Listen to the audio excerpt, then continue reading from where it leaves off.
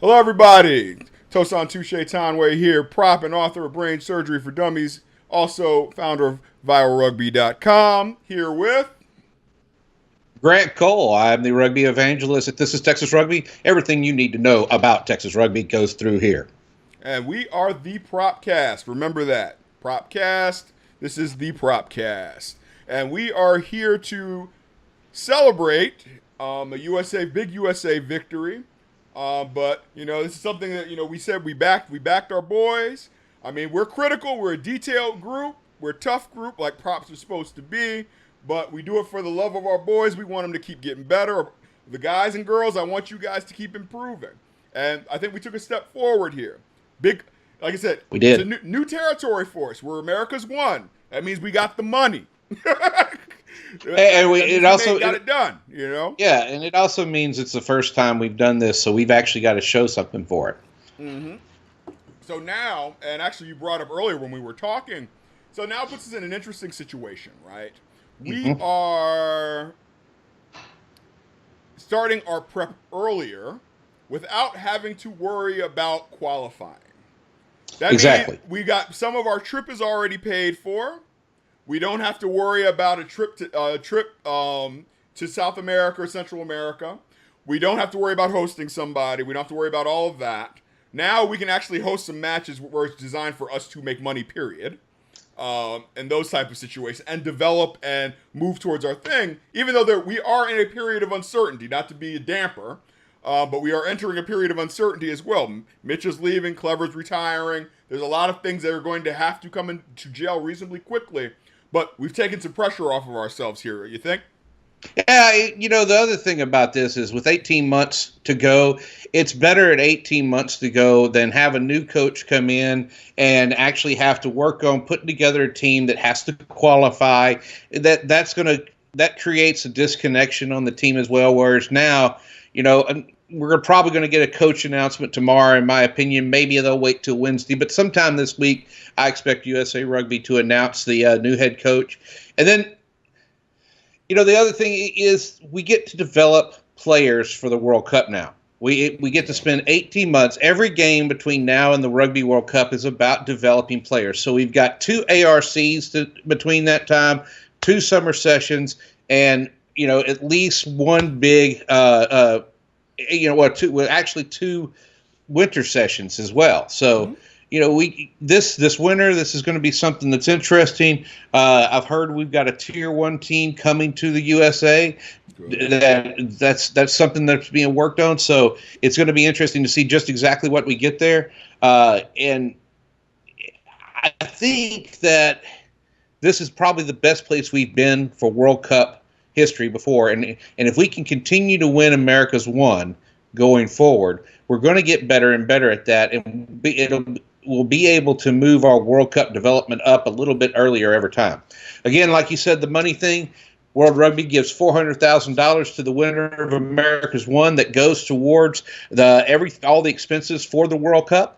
So that stuff, from what I understand, that money comes into play around January of 2019, the year of the World Cup. Mm-hmm. So, once that's going to take a huge burden off USA Rugby and all the fundraisers going into 2019. So that's a really good thing as well. So big news about winning this match and winning it decisively. Absolutely. I like the D word there, because for decisively is something it's about confidence. And that's something that I feel that we've lacked for a number of years, actually, going into test matches.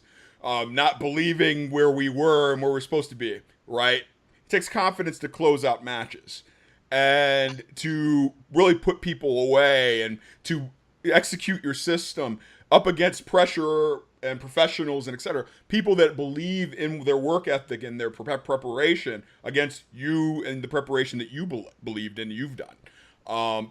I think that's a big deal, and I like that there was a lot of youth on the field that experienced this as well.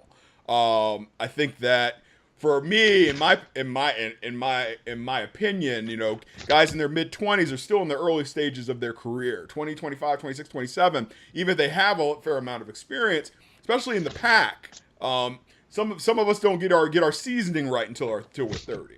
Yeah. And that's something that speaks a lot for a lot of these guys. If they stay healthy, we're going to have a strong developing experience pool to help pull the young guys that we get into this development portion along, which is going to be very important. So, breakdown of the game, man. It was an interesting way we started the game. We didn't get used to the referee very early, did we? No, we didn't. Penalty count was skewed towards Canada. I think we were thinking something like 8-1 for the first night. 8-1 in the first half. Yeah. Yeah. And also thank you, Grant, for shooting over that the stat tracking sheet. It makes a big difference in how we can discuss and think about these things. Because even I was unable to catch it live, but I went back and went through it, and just to make sure that I had an understanding of not necessarily just the score doesn't tell the story.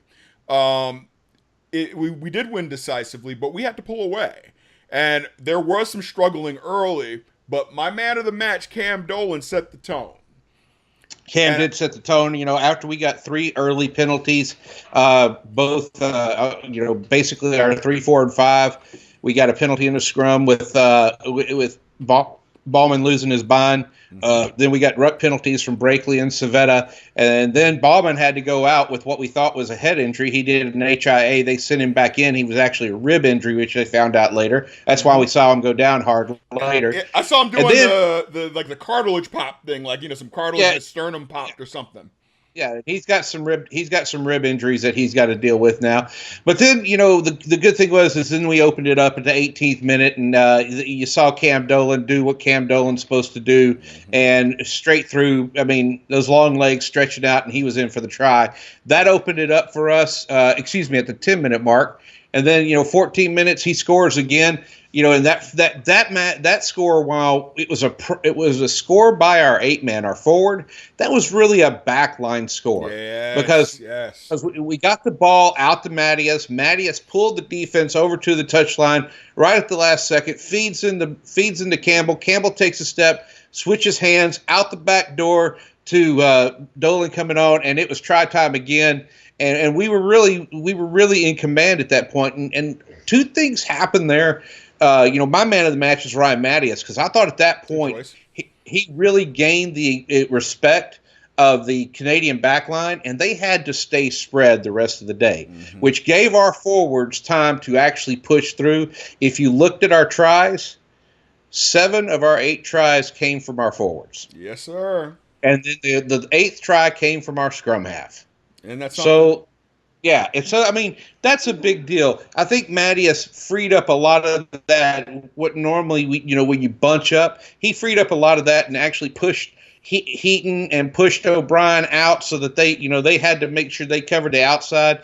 They're the big tacklers for Canada. Ardron had to come in and do all the dirty work, and by the time he got tired in the second half, he created he collapsed the ball going in while we were going in. He got yellow carded for it. At that point, it was Katie bar the door for us.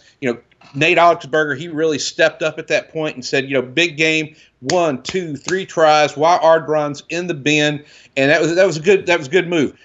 Nate was direct. You could vocally hear him directing the forwards a little bit more during that time. I think Nate understood this is where we had to strike at, and he did that. And then also when he was in support after Matyas with some.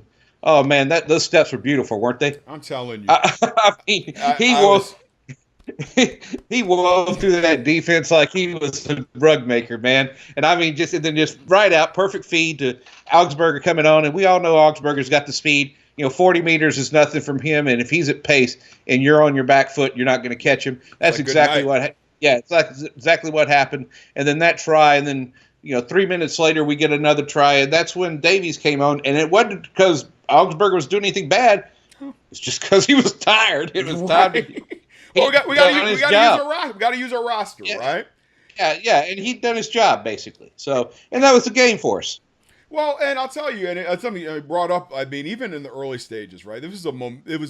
We talked about our keys previously, and one of the things you had mentioned was score early and often. And I think that that's why Cam Dolan was man of the match for me. But one of the people I was very impressed with his play was Nick Civetta. Nick Savetta was all over the place. He had one. He had one tone. Yeah, he had one try, but he was so crucial at the breakdown so many times. And, Savetta, what I say, Savetta at that first breakdown down at the in Canada's end of the field, we're about 5 meters off of their goal line, and he got right up in Olmsted's face and got Olmsted way off his game. And Olmsted got in his own head, and basically Savetta neutered one of their big hands for the rest of the game. This guy was all up in his own head the whole game. It just wasn't playing connected.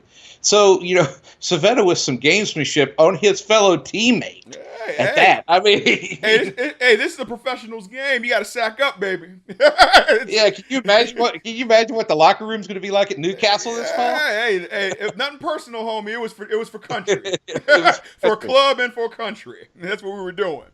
And then what was your first key again? So my first key was and it's something that we actually didn't do a great job of initially, which was be responsive to the referee penalty wise at the set pieces and in the loose. And we didn't quite get that. We still struggled there, but this is why it's very important to note. Rugby players' game is in the loose, so we can work our way through things if we do those things right. And eventually, we got to the parity that we needed. Even got a couple of penalties late. That's going to have to be a development point going forward for us over the next 18 months. We've got to get some test level people in certain positions to make sure that we're able to compete in this pool coming up. And we don't have that in some key positions right now. And we've got some good players. Great. They're really good at club level. But, man, when it steps up to test level, their speed's off. Their strength is off a tad. Just something's not right. You talked about the penalties and adjusting the referee. I think one of the reasons, and we both talked about adjusting to the referee in our keys, I think one of the reasons we didn't adjust to the referee in the first half is because of the Ballman injury. Yeah. Ballman going out meant that our game plan at the front row was off. We had to bring golly, why am I forgetting his name? We had to bring Dino Waldron on, and I love Waldron. I mean, he played his butt off at the college championship a year ago, more than a year ago. So I loved what he did there, and I know this guy can play, but we weren't ready to bring him on. So when Papura started dysfunctioning at the scrum in the middle of the game, and it was he was getting penalized. He was like 3 of our 4 scrum penalties came through Papura, and once that started happening, we couldn't pull him like you normally would because the game plan was off, and you had to give some leeway. So Papura comes off at halftime. We bring on Bentar, and it got better up there at the front row, but we couldn't do that at the time frame that we wanted to or we should have done because the game plan was off. So I think Dolan going out injured was a big hit to us right there. And you can kind of see right after his injury how we kind of fell off for a little bit. We were struggling with adjusting to the ref. Yeah, we were just adjusting to the ref. We weren't doing a good job. But I think, and that speaks also to one of my other keys, though. What we have to do is maintaining possession, which we did when we had it. Yes. So we were able to get to and play on the other side of the gain line. When we did make runs, including with the front row playing in the loose, they played quite well in the loose, moving past the point of attack. Contact was meaningful and productive. Those were all the things that we needed to make sure that our rucks were better, and they were. We turned the ball over less because they were not getting the positive tackles on us that they were getting, especially late in the game last time. We were much more effective there as a result, and therefore we're able to move forward. And then with Matyas stretching the pitch the way that he did, we were allowing our guys to insert as they needed. Braque was Braque. He kept the ball alive in contact. And he was hitting the soft shoulder so often that he required 2 defenders to take him down almost every time because he's just a professional like that. That's what he does. And then, and so I'm going to say something here. I think that Dolan Stanford should have an honorable mention as man of the match. And let me tell you why. Okay. DTH Van der Merwe and Taylor Paris were injured and taken off the list at the last minute on Saturday morning. DTH Vandermeer and Taylor Paris were the only two Canadians that Dolan Stanford interviewed on Friday. It's a curse. I don't know if that's it. I don't know if Dolan injured him himself. But I got to give him honorable mention for as man of the match because he took two of the key Canadians out. I don't know if he really did it or not, but you know what? I'm gonna take that baseball superstition I still have in me and say, yeah, that's what happened. Oh man, hey Dolan, you got to holler at the podcast. We need to know what's going on, man. We need to know what's going on. Between us, you're not going to tell anybody. Yeah. Canada really missed those two players in this game. Yeah, they're a different team. Yeah, they're a different team with those two on them, and with those two off, it was a long day for them. Absolutely. I mean, and I think that's the other part of with Ryan Matyas having the success he did out wide, being able to stretch the pitch the way it is.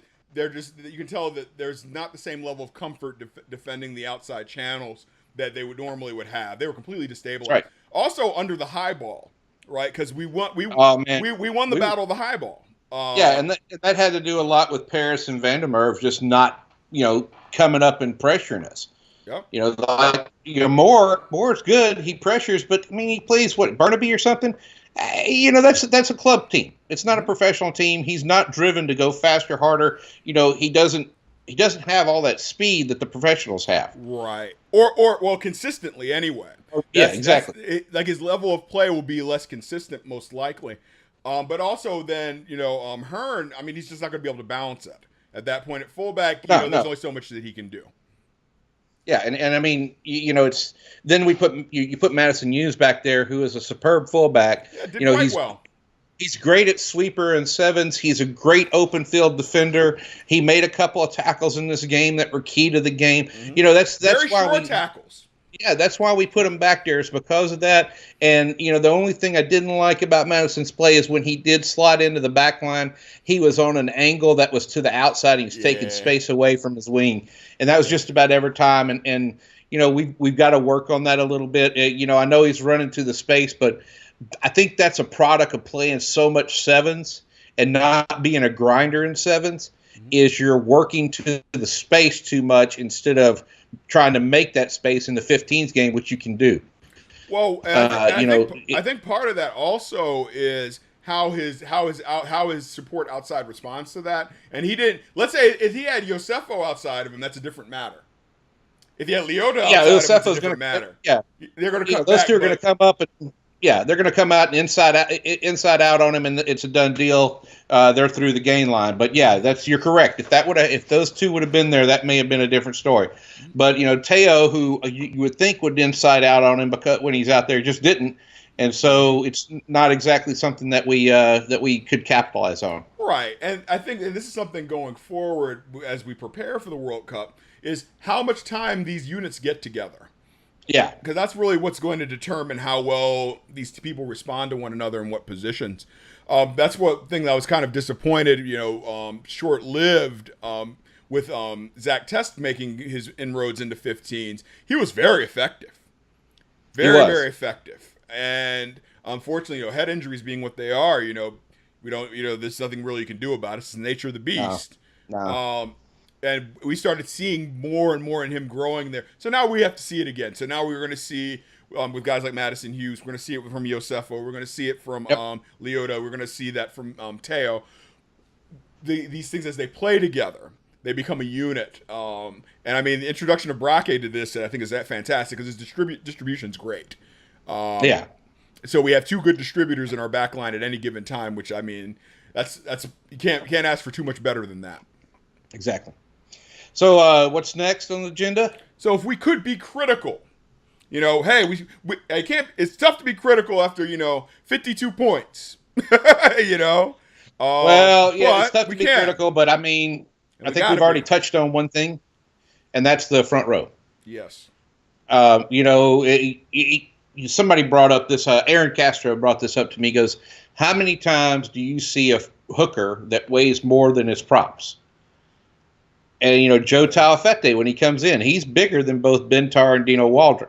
Mm-hmm. And is that Well, that's not, to guys like them, that's not really a burden, especially with Joe Taufete, who is strong enough and flexible enough to support himself on one foot when he's hooking. Right. But you and I both know that, if you got a hooker that can do that, great. If he's not, Right. Well, and also the technique changes at that point too. Like if you're dealing with in essence a third prop, then you're thinking more along the lines of a square drive with six pairs of feet and on the deck. You would like that, yes. And that's the goal. But I'm still not quite familiar with what their approach to scrum time is. It's looked different every time that I've seen it. So I don't know either. I'm not even going to try to guess. Right. And whatever it is. But if it were me, I'm looking for 3 men across drive. Have a solid feed. If he can get his foot up, fine. If not, we're driving over it. I don't think that there's a lot of value in trying to strike if you're not good enough to strike at it. If that's not your game. More like get the foot up, stop, and step over is something that could work and could help the locks be a bit more stable. But also props that may have not quite had their confidence at scrum time yet, be a bit more confident at that time about keeping their hips square as opposed to thinking, okay, I've got to compensate for this fact that I'm losing this situation, which then also can be stabilizing to the tight five as well. I think that's as I'm going to be watching this closely in the future matches, but in my experience, either playing or watching places that are quite good, there's nothing more important than consistency from the approach through the engage. Yes, exactly. And that's you can't buy that. It's just that's the most important thing that you're going to have there. And I don't think we have that yet in the tight five. Is that approach and engage is not consistent, and some of that on Papura. He's a great prop in club rugby. He's a big, strong guy, but I just don't think that stepping up to the test is going to be where he's at. I just don't, and especially as old as he is, I don't see him being on the World Cup squad. He's not the answer. I'd love to see a guy like Kevin Sullivan out of Cal come into this squad and actually, because he's out of that Mike McDonald school, a loose head prop. He's a big, strong fella, man. And I'd really like to see a guy like that get on with the professional side and then come in to step in and actually show us what a real loose head could do. Because I think if we have another TT Lamasatelli out there ready to go, it's going to be a Kevin Sullivan type. I think so. And like I said, now we're talking, our timeline is, let's say about 12 months, because then we're going to want to get people in and start working them together and know who they are. So we're hoping that happens over time. Let's see, as Major League Rugby kicks off, what type of talent and work happens there, what type of development happens there. That's going to be very important. But I wanted to speak also to the level of, we don't want to lose sight of how poorly Canada played. And I think that's an important thing. I mean, you beat who's in front of you. I will take a victory, and we beat them like they played badly. That's what's supposed to happen. We're supposed to believe that, But I mean, we were sitting there. You talk about being critical about something. Nate Augsburger, as good as he is in the loose, his time at the breakdown is almost as languid as Jar Jar R. Martin's ability to write a book in a fast way. That's I mean, it took him a long time to make his delivery. It took him too long to make his box kicks. And I understand. Maybe we weren't getting set up. I don't really know what it was, but it just took too long to get that ball moving. We gave Canada all kinds of time to set up their defense. If we would have had quick ball, at least half of the times we got to the breakdown where we had slow ball, I think we would have probably put another 30 points on the board. I agree. I think, and that's the difference between, we saw the Lions put the Sunwolves to the sword for 94-7. Did you watch that game? Yeah. Oh my goodness, they didn't let up. Exactly professionalism, right? You go put a sword to somebody, put the sword to them, and and this is some advice for also that's relevant to the Women's World Cup coming up. I keep hearing grumblings of Italy's not being that great of a side. Look, point differential plays into who goes into the semis. So we've got to put people to the sword. And I mean to the sword. Like, it's not every try matters, every point matters, all of it. So we got to make sure that we're getting everything that's on offer at the highest percentage that we can. In terms of the pace, now I am okay with the play slow to play quick. I think that, you're having those, when you have your slow phases, you create your momentum, and then you have to be quick afterwards. But I'm not sure that we've gotten to the point where we're reliably hitting those slow phases productively for that next quick ball to move. So that means that we have to have much more precise, much more timely distribution from 9 to make sure that we are able to get the pace going that we need. That may change over the next year, depending on how the personnel, the system, and that type of thing. That's why I say we're at a point of uncertainty. We have to see the new coach. Coach has to get some guys. There may be a new system. There may not. We're going to have to figure out some things.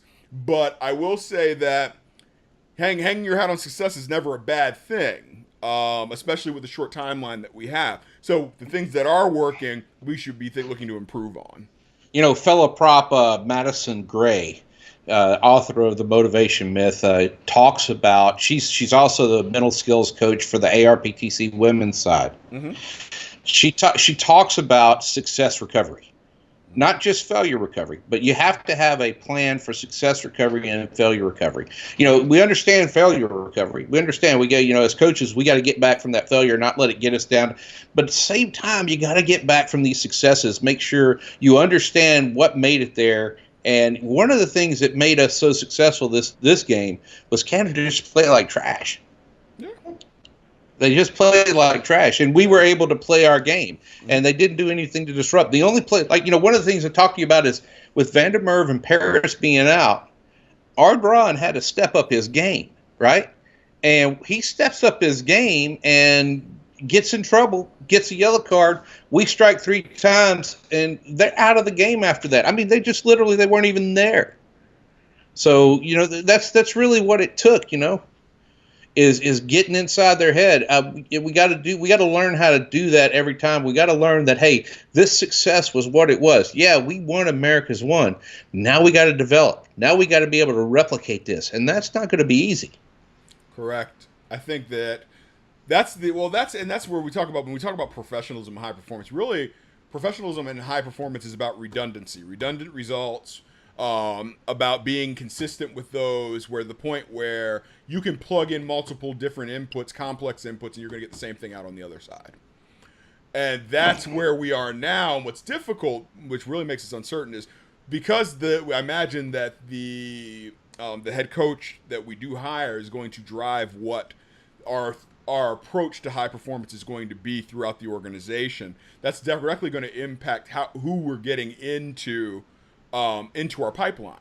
Because it's going to be the first set of eyes. I'm interested in this guy. I'm interested in this guy. And who needs development? What does development mean? All that. It's going to come from. There's going to be a significant portion, not all of it, that's going to come from him there. Yes. So yeah, and that, and if it is Scotty Lawrence like you think it will be, I think that we'll see some of that, because one thing, if you see what Dan set up at Life, he did set up a coaching development system there, and Scott's able to step out with Colton Carriaga really ready to go there. So if they're about to make me a profit. Yeah, if there's anything that actually is good out of really good, really look forward to out of Scotty Lawrence coming on, if he's the man, it's that coaching development side of him. Yeah, and because he knows how to do that. We haven't had a whole lot of coaches who know how to develop other coaches and are in country enough to do it. We've got guys. Mitchell knows how to develop coaches. Eddie O'Sullivan knew how to develop coaches, but none of them were in country enough to do it. Mike Tolkien, great guy, great club coach. Not so much of a coach developer, and, and that's a good point, right? We talk about the difference between good club players and professional players. There's something to be said about the difference, and in the circles that we run in, and a lot of people don't seem to talk about that difference. The difference between a good club coach and a high performance professional level coach. And that's really my only criticism about a possibility of Scott Lawrence coming in is he's not been that professional high level coach except on the collegiate side. And, in the collegiates, it's just not a whole lot of competition there to call it a development position. Now, life is a different story. They sought out really hard competition. They got out there. Their second sides are playing in Division II. Went on to win a national championship this year in men's Division II. Big deal there. But I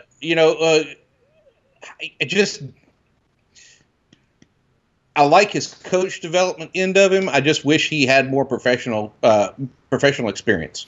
Right, and I think because one of the big things that we all learn, and we actually hear about this more in the NFL, NBA, etc., are managing the professional egos in the room. Oh yeah, that's a big deal. When you're, we already know that Mike that Tolks couldn't do that with Clever. Not even close. There was not even close. His way of managing it was just to cut him from the team, and that's not managing. That's basically dealing with it in a way that you don't want to have to deal with it. Right. Well, and we talk about good management. Right, and this goes to my professional life, is a good manager increases the value of the asset that they manage, period. So we talk. If I were to look at that through that scope, I love that. Say that again. Good managers increase the value of whatever asset they are managing. That's it. Right. Whatever it is. That sounds great. So that's when I tell clients that you look back the things that are in your purview as a manager or in your manager's purview if you're overseeing them in your program, have those things increased in value? If not, you might want to consider reconfiguring how those things are working. Not necessarily got to get rid of anybody or anything. It's just more of, is this, as it's configured, working? And is that its highest value? You're talking about managing there, and I was having a discussion with a board member this week about the difference between management and leadership. Mm-hmm. And so you've got a great definition for management, but a head coach also has to be a leader. Yes. And the difference between a manager, different things. Well, and the difference between a manager and a leader is that managers can manage all those assets. Leaders inspire those guys, inspire their team to make those assets work. Well, exactly. And think about it, right? There is the operation itself, and that's management's an operation. Leadership is strategic. That's your vision. So that's who your managers are looking to, where there's ambiguity in decisions. They know what decision to make based on the vision that's been conveyed by that leadership that's in that strategy. Yes. So everybody makes the same read because they're like, oh, this is what we're trying to do. We have a direction that we're going. So they're going to make decisions they feel carries the operation forward in that direction. So going into the World Cup, we need a coach that manages as well as leads. Yes. So he's got to be able to add value to his assets as well as inspire his teams to improve those assets. We've talked about needing we talked about needing an international grade front row, and I think that international grade front row needs to be 3 deep. I really do. We've got to have people competing for positions there. And if I'm to be very, very greedy, I want one of them to be a specialist tight head. That is what they do. Like, oh yeah, definitely. We can't. I'm thinking last that I've seen stability in our scrum consistently was when we had Chris Ostenkowski at tight head. Yeah. Okay. That's about the last time. And that's been a while. It's been 03. Yeah. So and then we also talked about needing an international grade scrum half. Nate. Lovely guy, plays a great game, but his delivery is just too slow. His box kicks aren't accurate. Same thing with Mike Petrie. And Davies is I don't know what my deal with Davies is. I like him when I watch him play, but there's just something about him that I can't wrap my head around and love yet.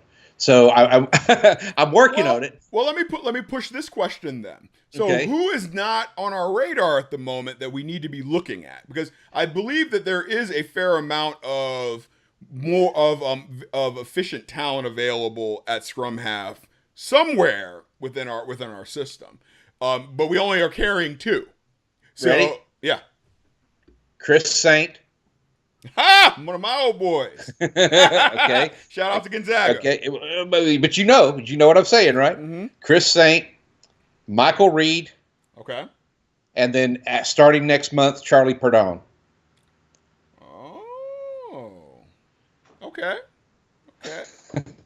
I like this. So we put some names out there. So you guys hear that. Get motivated, folks. We're watching. We watch all levels. We're in the streets. I gotta say, I was really impressed with Michael Reed's delivery with the Huns. A lot of that gave Timothy Guilliman great ball to work with. It allowed Guilliman to make his attack meaningful and many times. Not taking away from Aaron Bone, the pit bull in a rat terrier's body. He's a great guy, and he's spirited, but he's a substitute scrum half in a big game.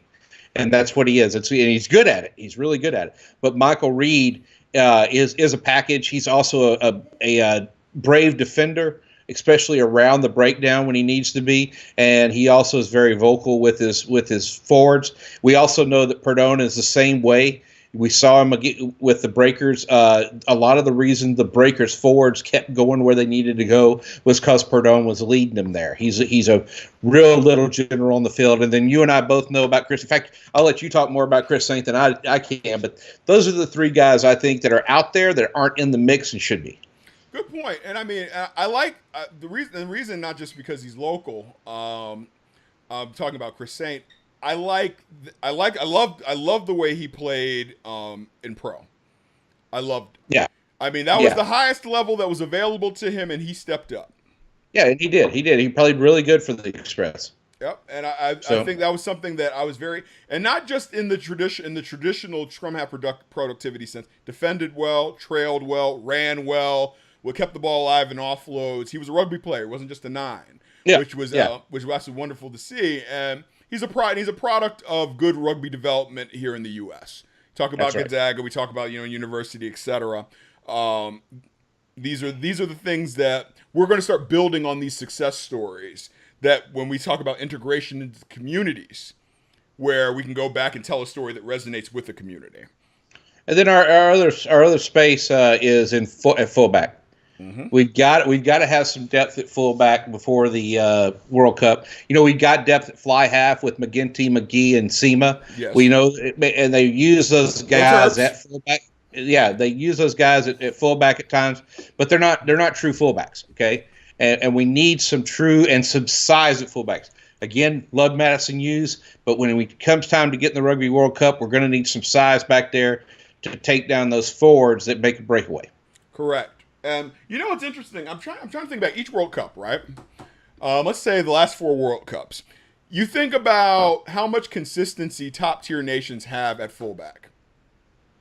Percy Montgomery. Yeah. Israel Dagg. Yep.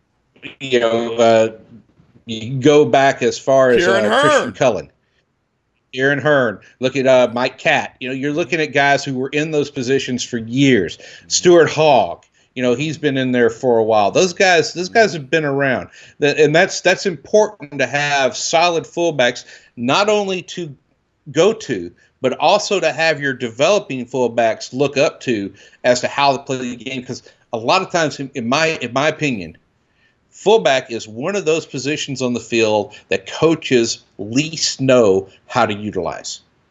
Fair enough. I mean, they're kind of like the props of the back line, right? Yeah, it's just. Come on, man. I mean, there are some coaches that are brilliant at using them, and then there are other coaches that just don't know what to do with them. Well, and that's something here, especially, right? We talk about coaching development. We're talking about that with Scotty Lawrence and other candidates that we would like to see.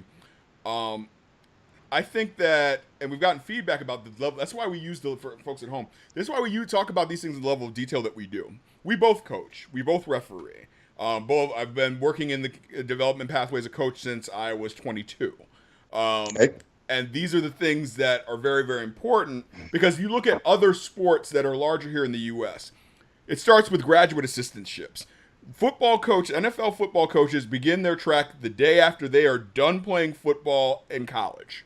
Yep. Or in their career in the NFL, and they go into these graduate assistants, and they begin it then.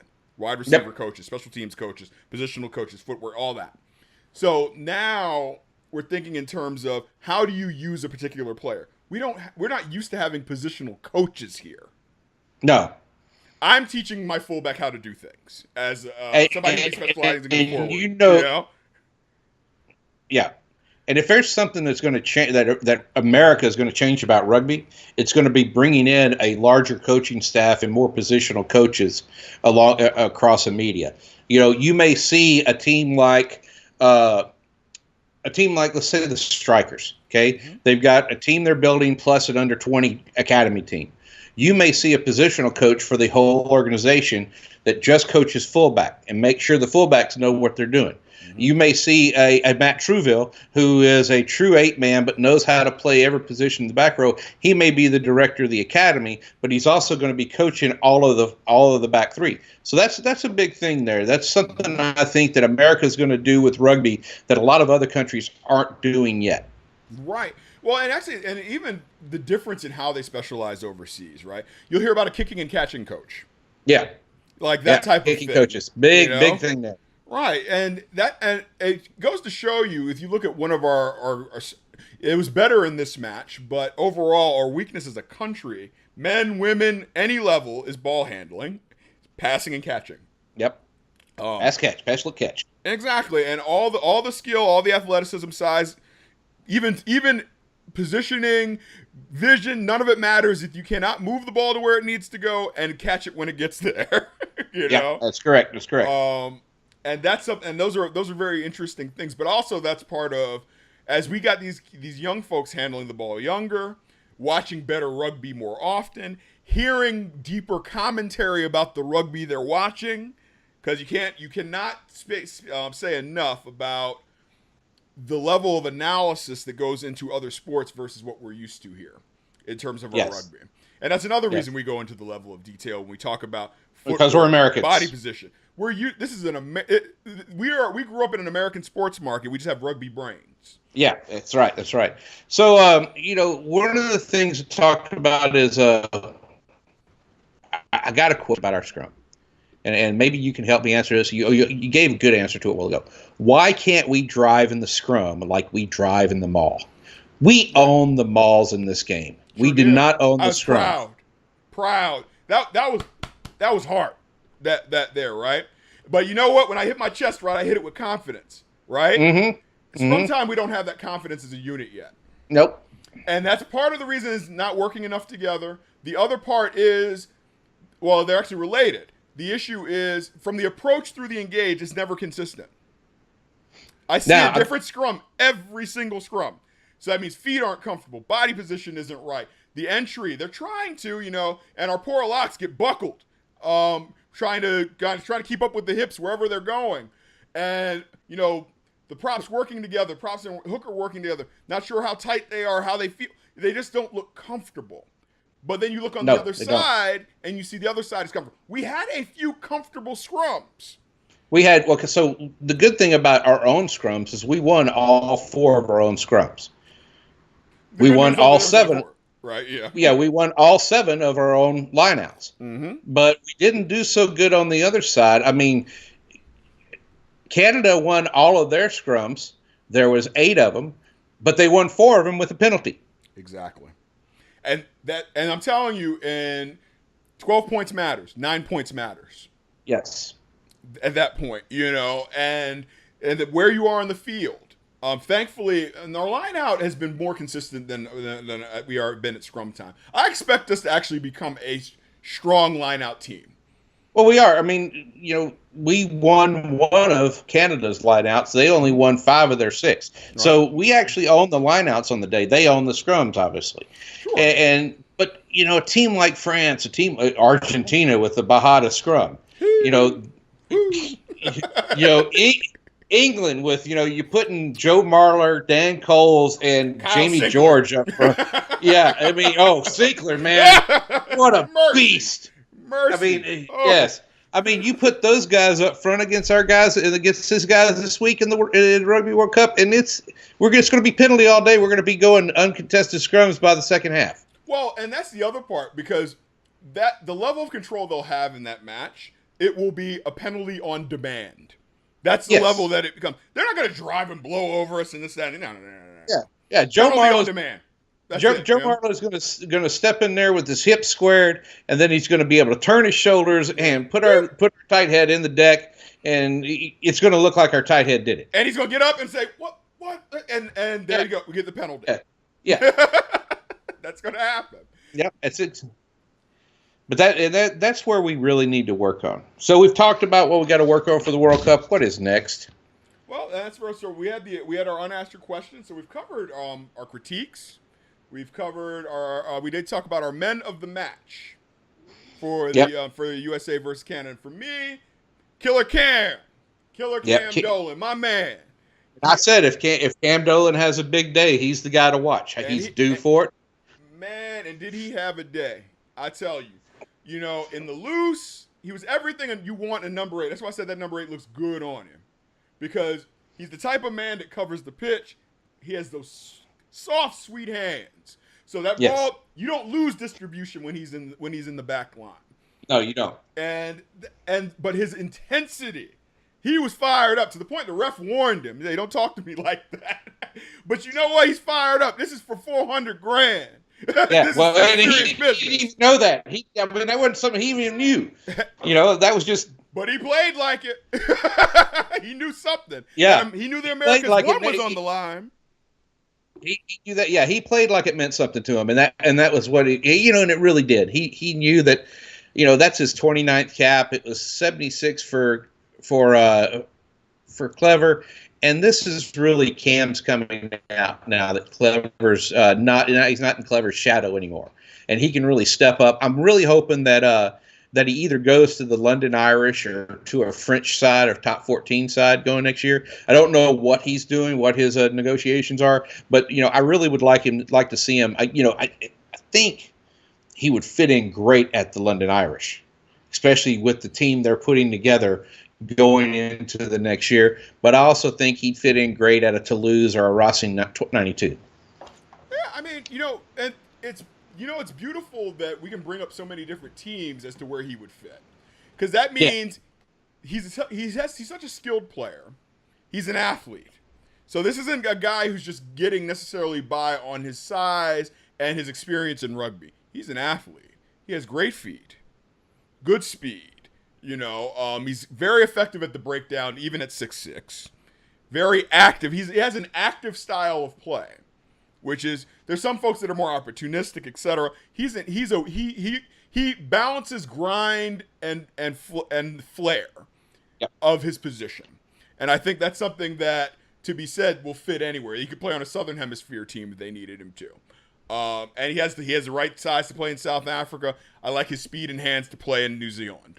So wherever although he goes, it's going to be harder to get those gigs for anybody else after Super Rugby kicks it down to 15 teams. Certainly, and we talk about Pro 12 now picking up 2 South African sides, which just got interesting.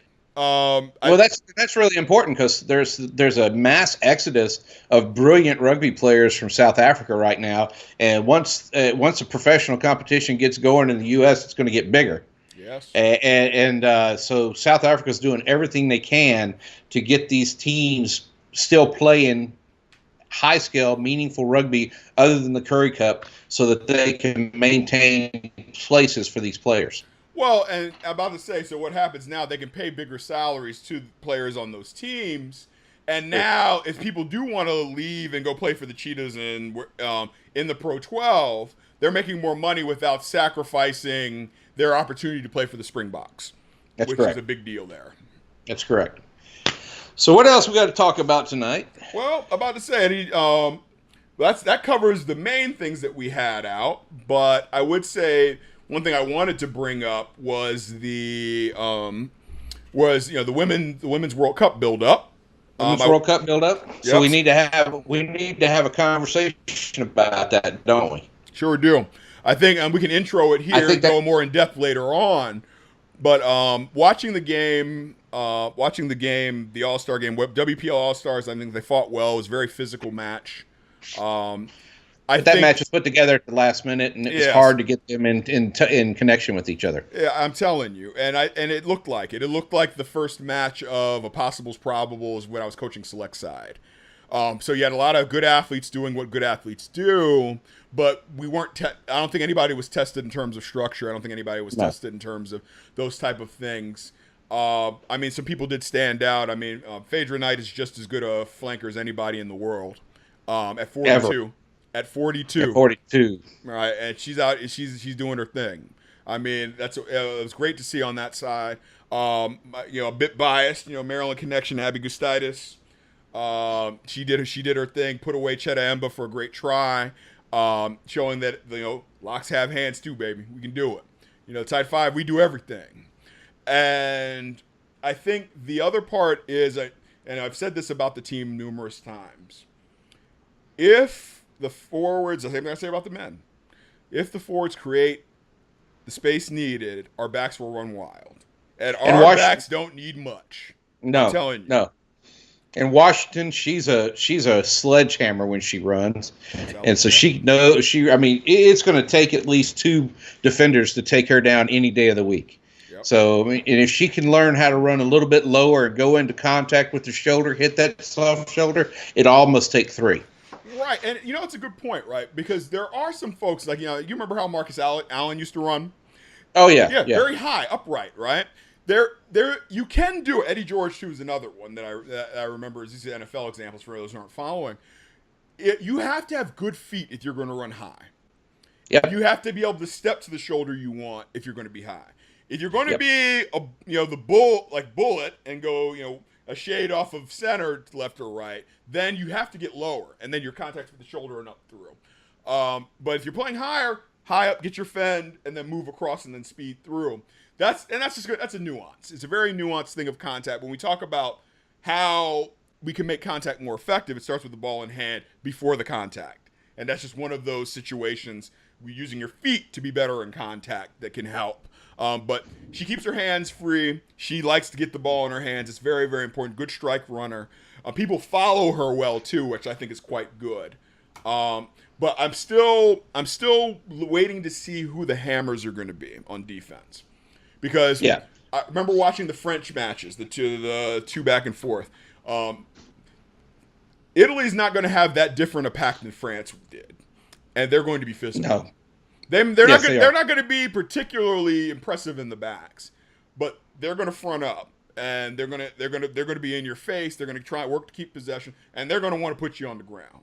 They're going to do it in twos, and I think that's one of those things that we're going to have to be able to raise our level and meet. And I saw Pete talking about it after in an interview. That was the purpose of this also, to get a sense. They knew it was going to be a physical match, and that's where they needed to be tested. They needed a physical test up front.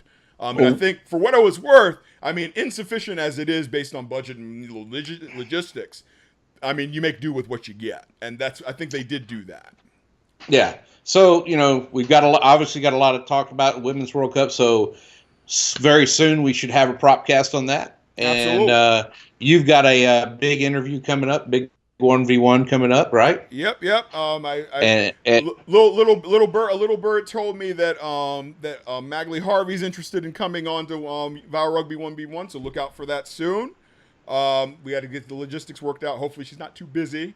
Getting prepped for the World Cup and etc. Like important things like that. Yep. But there's a lot there, so keep your eyes locked on this channel between Vow Rugby. This is Texas Rugby.